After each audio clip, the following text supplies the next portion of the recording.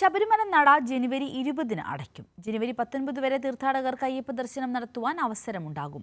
പരാതിരഹിത തീർത്ഥാടന കാലത്തിനാണ് ഇത്തവണ കേരളം സാക്ഷ്യം വഹിച്ചത്. ജനുവരി 19 വരെ തീർത്ഥാടകർക്ക് അയ്യപ്പ ദർശനം നടത്താൻ അവസരമുണ്ടാകും. 19-ന് വൈകുന്നേരം 6 മണി വരെ തീർത്ഥാടകരെ പമ്പയിൽ നിന്ന് സന്നിധാനത്തേക്ക് കടത്തിവിടും. തുടർന്ന് അത്താഴപൂജയ്ക്ക് ശേഷം മണിമണ്ഡപത്തിനു മുമ്പിൽ നടക്കുന്ന ഗുരുതിയോടെ മകരവിളക്ക് തീർത്ഥാടനം സമാപിക്കും. ജനുവരി 20-ന് പന്തളം രാജപ്രതിനിധിക്ക് മാത്രമാണ് ദർശനം. രാവിലെ തിരുവാഭരണം അടക്കഘോഷയാത്ര പുറപ്പെടും. 5:30-ന് ഗണപതി ഹോമത്തിന് ശേഷമാണ് യാത്ര പുറപ്പെടുക.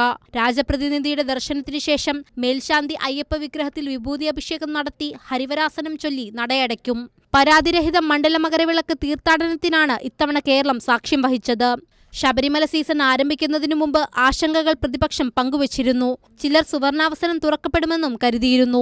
എന്നാൽ ഈ വർഷത്തെ മണ്ഡല മകരവിളക്ക് തീർത്ഥാടനം പൂർത്തിയാകുമ്പോൾ ഒരു കോണിൽ നിന്ന് പോലും പരാതി ഉയർന്നില്ല. ശബരിമലയിലെത്തിയ എല്ലാവർക്കും സുഖദർശനം സാധ്യമാകുന്ന തരത്തിലായിരുന്നു ദേവസ്വം ബോർഡിന്റെയും സംസ്ഥാന സർക്കാരിന്റെയും മുന്നൊരുക്കങ്ങൾ. കൈരളി ന്യൂസ്, പത്തനംതിട്ട.